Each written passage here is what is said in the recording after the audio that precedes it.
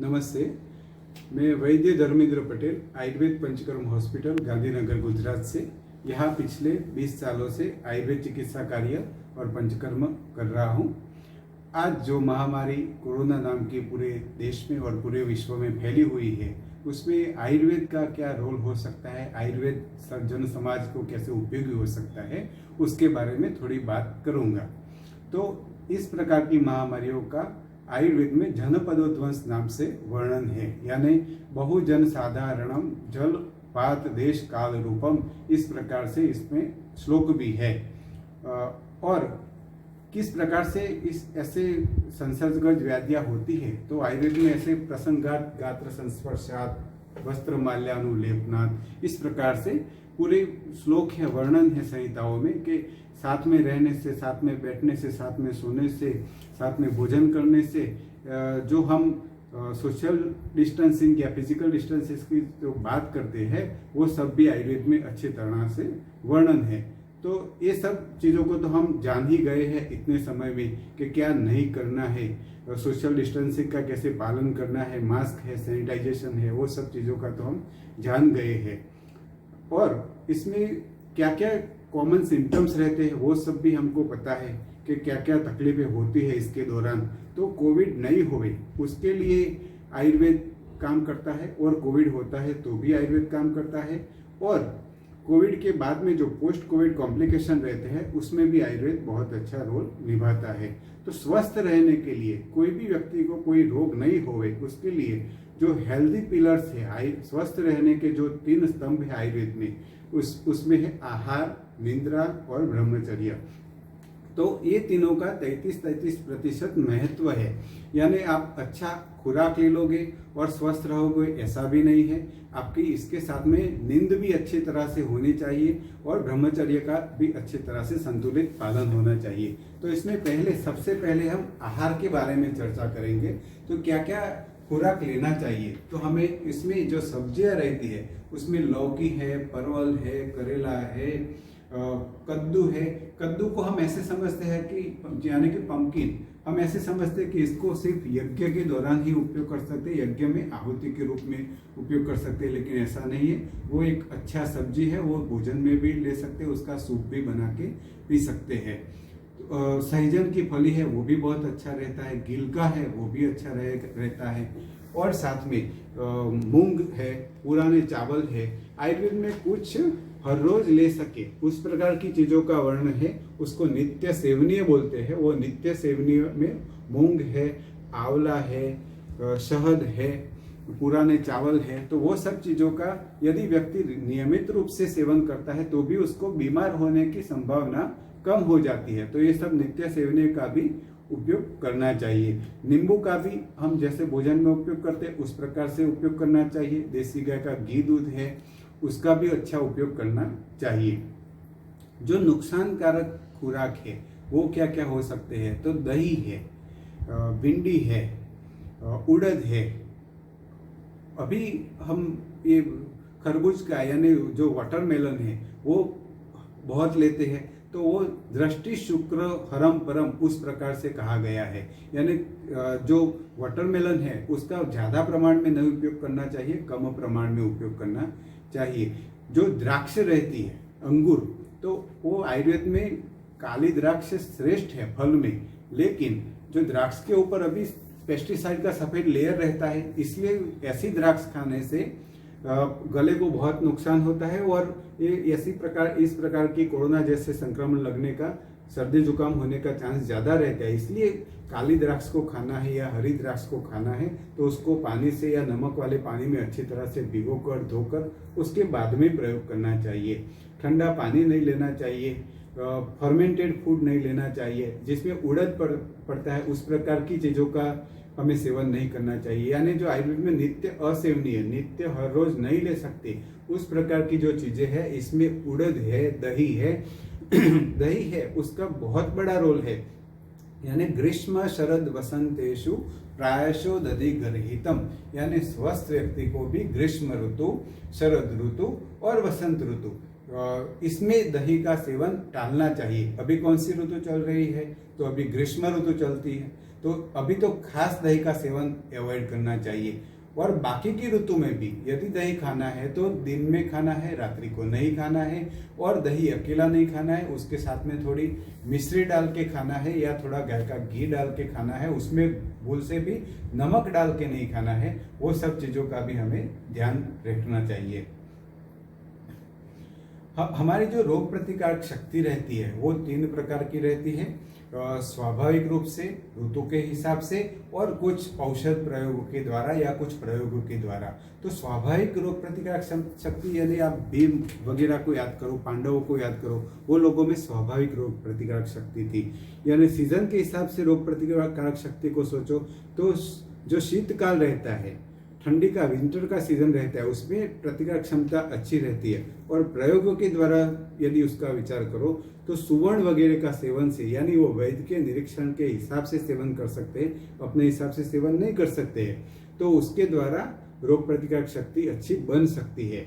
और उसमें योग का भी बहुत बड़ा अनुदान हो सकता है। यानी योग के बारे में एक वाक्य है, हेयम दुखम अनागतम, यानी आने वाले भविष्य में आने वाले दुखों को योग है वो दूर करता है, उससे बचाता है। तो इस प्रकार से योगाभ्यास करना चाहिए, किसी के पास सीख के करना चाहिए। अभी तो ऑनलाइन भी बहुत सी व्यवस्था है योग सीखने के लिए।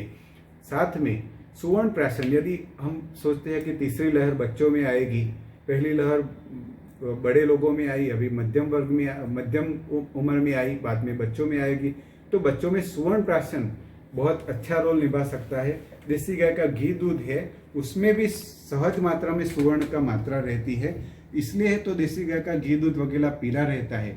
इसलिए स्वाभाविक रूप से अपने शरीर में सुवर्ण का ऑक्साइड जाता है, तो सुवर्ण का भी इसमें अच्छा रोल है रोग प्रतिकारक क्षमता बनाने में।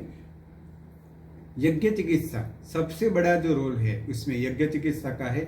अभी इतना समाज को पता नहीं है इसके बारे में, लेकिन यस्य गृहे हवि कृष्ण तत्र हन, इस प्रकार से एक वर्णन है। यज्ञो वे श्रेष्ठतमम कार्यम और अग्निमुखा ही देवता, ऐसे कुछ वेद वाक्य है जो यज्ञ चिकित्सा के तरफ हमें इशारा करते हैं।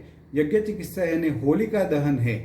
हम यदि वसंत ऋतु में अच्छी तरह से होलिका दहन किया होता तो भी इस प्रकार के कई संसर्गजन्य व्याधियों में अच्छा कंट्रोल आ सकता है। लेकिन होलिका दहन शास्त्रों में जैसा वर्णन है उस प्रकार से वासंती नवश्रेष्ठ यज्ञ, यानी उसमें जो काष्ठ डालने हैं तो काष्ठ भी जिनको जल्दी से वो सड़ जाते हैं उस प्रकार जो काष्ठ है, नीम का उपयोग नहीं करना है, वट है, इस प्रकार के जिनको जल्दी से सड़ जाते हैं उस प्रकार के काष्ठ का उपयोग करना चाहिए। और हवन सामग्री जो यज्ञ में उपयोग करती है उसका उपयोग करना चाहिए। तो ऐसे वासंती नवश्रेष्ठ यज्ञ, उस प्रकार से यदि हम होलिका दहन करेंगे, ये कैसे सीखेंगे? तो आसपास में कोई आर्य समाज के लोग हैं, कोई गायत्री परिवार के लोग हैं, तो ऐसे लोगों से अग्निहोत्र सीखिए और अग्निहोत्र नित्य कर सकते हैं। होलिका दहन है वो वसंत ऋतु के दौरान कर सकते हैं। यज्ञ चिकित्सा के बारे में एक बहुत अच्छा वेद वाक्य भी है अथर्ववेद का, यदि क्षितायु यदि वा परे तो यदि मृत्योरंतिकम नित्य एव तमाहरामि निरुत्ते रूपस्ताद स्पर्शमेनम शतशारदाय, यानी यदि रोगग्रस्त मनुष्य मृत्यु को प्राप्त होने वाला है या उसकी आयु क्षीण हो गई हो तो भी मैं विनाश के समीप से उसे बाहर लाकर 100 वर्ष की पूर्ण आयु सुरक्षित करता हूँ। लेकिन ऐसे अपने आप से नहीं करना है, ये सब कहीं से सीख के करना है।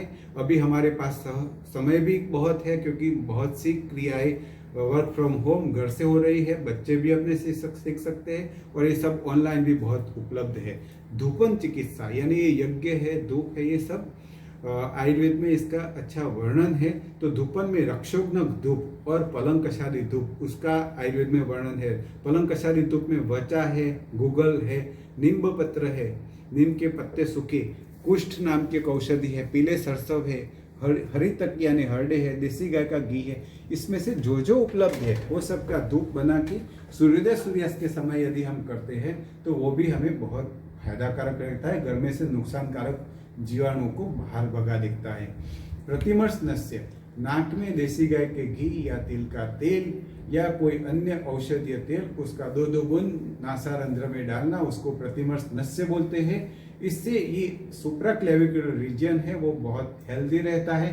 तो प्रतिमर्श नस्य का उपयोग करना चाहिए। यदि हम तेल का प्रतिमर्श नस्य कर रहे हैं तो वो रात्रि को सोते वक्त करना चाहिए, और यदि हम घी का उपयोग करें, देसी गाय का घी, तो वो दिन में सूर्य की उपस्थिति के दौरान कभी भी कर सकते हैं।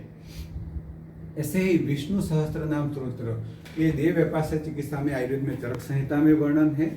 और ओमकार सर्व व्याधि नाशनम, यानी ओमकार भी करना चाहिए। साथ में स्वस्ति वाचन शांतिकरण, वो भी एक प्रकार की शांति बनाए रखता है घर में, तो वो भी खास करना चाहिए। अभी हमें इसके दौरान छोटे छोटे कुछ न कुछ तकलीफें होती रहती है, तो कुछ घरेलू प्रयोग भी मैं आपको बता देता हूँ। तो यानी कफ वाली सर्दी हो गई है तो शुंठी है, काली मिर्च है, लंबी पिपली है, उसका चूर्ण करके शहद के साथ में हम ले सकते हैं। ये घरेलू प्रयोग कर सकते हैं। और यदि सूखी खांसी हो गई है तो सूर्यास्त के दौरान, सूर्यास्त के वक्त 100 ml गर्म पानी में, यानी 1 कप या आधा कप गर्म पानी में आधा या 1 चम्मच एरंडी का तेल लेते हैं तो वो सूखी खांसी को मूल में से मिटाने का थोड़ा काम करता है। और जब सूखी खांसी होती है तब आधा या 1 कप गरम पानी में आधा या 1 चम्मच देसी गाय का बिलोड़ने का घी डाल के पियो, तो तुरंत ही उसके रिफ्लेक्स शांत होते हैं। तो ये भी घरेलू प्रयोग दुनिया में आप कहीं भी हो तो कर सकते हैं। ये किशमिश यानी सूखी काली द्राक्ष या मुनक्का को चूसना चाहिए इसके दौरान, वो भी अच्छा काम करता है। तिल का तेल थोड़ा गुनगुना करके नाभि में लगाना चाहिए, वो भी बहुत अच्छा काम करता है। यदि गले में कफ जमा हो गया है तो हल्दी और नमक का गरम करके उसके डीप गार्गल्स ऐसे डीप गार्गल्स करने से भी बहुत अच्छा फायदा मिलता है। यदि नाक बंद हो गया है तो अजवाइन और पुदीना उसको गर्म पानी में डाल करके भांप लेना चाहिए, और लहसुन और अजवाइन की पोटली गर्म करके उससे सिकाई करना चाहिए पैरानेजल साइनसिस और ये एरिया में। यदि छाती में कफ भर गया है तो तिल का तेल या सरसों का तेल नागरवेल के पत्ते के ऊपर लगा के उसको छाती में हृदय के सिवा के भाग के ऊपर लगाओ, और कपड़े की पोटली गर्म करो या अजवाइन और लहसुन की पोटली गर्म करो, और आपको जहाँ भी कफ जमा हुआ है वहाँ पर थोड़ा थोड़ा सिकाई करो, शाम को 6 से 10 में या सुबह 6 से 10 में। तो जो जमा हुआ कफ है वो दूसरे दिन अच्छी तरह से, आप भी जो भी चिकित्सा कर रहे हो, आयुर्वेद का, एलोपैथी का, कोई भी, उसमें अच्छा फायदा करेगा, सहायक बनेगा। यदि नाक में से पानी बहता है तो अजवाइन की गर्म पोटली सूंघने से फायदा मिलता है, और गरम घी नाक में लगाने से छींकें आती है, उसमें भी बहुत अच्छा फायदा करता है। नाक में यदि जलन हो रही है तो गुनगुना गाय का घी या कोपरेल नाक में लगाना चाहिए। तो और इसके सिवा घर में जो यदि यष्टि मधु चूर्ण है, जेठी मध है, वो उसको भी मुंह में रख सकते हैं, तो वो गले को अच्छा हेल्दी बना के रखता है। जिंजर है यानी सूखा अदरक, वो भी नाक में जिह्वा के ऊपर रखना चाहिए, तो गले को अच्छी तरह से स्वस्थ बना के रखता है। गोल्डन मिल्क का बताया गया है आयुर्वेद में। तो यदि आपको भूख वगैरह अच्छी लगती हो, ज़्यादा कफ नहीं है, तो रात को सोते वक्त या दिन में गरम दूध में थोड़ा सा हल्दी, और यदि सूखी खांसी है तो उसमें थोड़ा सा गाय का घी वो डाल के वो भी प्रयोग कर सकते हैं। यदि इस वक्त गर्मी ज़्यादा है तो उसमें एक शरबत है, उसमें जिंजर 50 ग्राम है, वो पानी 100 ml है, 2 नींबू का जूस है, हरे धनिया है, सूखे धनिया है, काला नमक है 2 ग्राम, शर्करा यानी मिश्री 10 ग्राम है, वो डाल के अच्छी तरह से शरबत बना के पियो, तो वो भी अपनी अच्छी ताकत बना के रखता है। हर्बल टी भी आप बना के रख सकते हैं। तो हर्बल टी जब ठंडी होती है उस वक्त अच्छा काम करता है। तो उसमें क्या कि सूखी काली द्राक्ष लीजिए, थोड़ा सूखा जीरा लीजिए, और हरा धनिया लीजिए, सूखा धनिया लीजिए, थोड़ी सी हल्दी लीजिए, थोड़ी सी काली मिर्च लीजिए, वो सब डाल के उसको गर्म करके उसको 200 ml जितना या 100 ml जितना आपकी भूख के अनुसार आप ले सकते हो। ये सब जो घरेलू प्रयोग है वो घरेलू प्रयोग अपने घर में करना है, लेकिन औषधियों का सेवन अपने आप से नहीं करना है, वो खास ध्यान रखना है। और जो ऋतुचर्या है, कौन सी ऋतु में क्या खाना चाहिए, क्या पीना चाहिए, यानी वसंत ऋतु है तो होलिका दहन अच्छी तरह से करना चाहिए, उस वक्त खजूर है, ज्वार की दानी खाना चाहिए। शरद ऋतुचर्या है तो शरद ऋतु में यदि श्राद्ध के दौरान दूधपाक यानी खीर अच्छी तरह से लेते हैं हम, तो पूरे साल के लिए पित्त का प्रकोप नहीं होता है, उस ऋतु में भी स्वस्थ रहते हैं। तो उस प्रकार के शरद ऋतु का अच्छा पालन करना चाहिए। दिनचर्या ऋतुचर्या में सूर्योदय से पहले उठना करना चाहिए। रात्रि को जल्दी से सूर्योदय के बाद 9-10 बजे तक देर से देर सो जाना चाहिए। 2 ऋतु यानी एक ऋतु जा रही है, दूसरी ऋतु आ रही है, तो उसके दौरान जो ऋतु संधि काल है उसके 15 दिन खास स्वास्थ्य को संभालना चाहिए। व्यायाम करना चाहिए। व्यायाम से भी कर्म सामर्थ्य रहता है और स्वास्थ्य अच्छा बना रहता है। हम जो जिस प्रकार से करना चाहिए, यानी होलिका दहन जैसे मैंने बताया उस प्रकार से करो। उसमें नीम की लकड़ी या प्लास्टिक की थैलियाँ वो सब मत डालो। जो शास्त्र में बताया है वो सब ढूंढो और करो तो और भी अच्छा रहेगा। जो हृदय रोग है, जिनको किडनी डिसीज है, हाइपरटेंशन है, मेदो रोग है, डायबिटीज है, कैंसर है, ऑटोइम्यून डिसीज है, वो लोगों को ये कोरोना के दौरान बहुत संभालना पड़ता है। तो वो लोग जो भी दवाई ले रहे हैं उसके साथ में यदि आयुर्वेद की ऐसी दिनचर्या ऋतुचर्या का अच्छी तरह से ध्यान दे के पालन करते हैं और साथ में रोग कोई भी बड़ा हो या छोटा हो, साथ में यदि आयुर्वेद औषध लेते हैं, आयुर्वेद को भी साथ में लेते हैं, तो आयुर्वेद एक अमृत चक्र है, बाहर निकालने का अच्छा रास्ता बना के रखता है। तो आयुर्वेद का हमेशा घर में भी सेवन करना चाहिए और अपने वैद्य की सलाह भी देना चाहिए। मैंने आपको इस समय मर्यादा को ध्यान में रखते हुए छोटे छोटे प्रयोग बताए हैं। साथ में ये कोरोना या कोविड है वो कुदरत का प्रकोप है, प्रकृति का प्रकोप है, इसलिए एक अच्छा संकल्प भी लीजिए कि कोई पेड़ पौधा, जैसे कि बोरसली का पेड़ है तो हर साल एक बोरसली का पेड़ बड़ा करेंगे, क्योंकि वो चंदन के बाद का पवित्र वृक्ष है और दातुन के लिए भी आयुर्वेद में सबसे अच्छे वृक्ष में बताया गया है। और पक्षियों को भी, वहाँ पानखर नहीं होती बोरसली के वृक्ष में, तो पक्षियों को भी उपयोगी है। उसके जो फल आते हैं वो मनुष्य को चिकित्सा में उपयोग में रहते हैं और पक्षियों को खाने के उपयोग में रहते हैं। तो इस प्रकार से पश्चाताप जो बोला गया है, क्योंकि हम सब लोगों के द्वारा प्रकृति का दोहन के बदले शोषण हुआ है इतने सालों में, तो ऐसा कुछ प्रकृति के उपयोगी संकल्प लेंगे, यज्ञ वगैरह करेंगे तो भी इसमें से बाहर निकालेगा, अच्छा रास्ता मिलेगा। नमस्ते, आभार।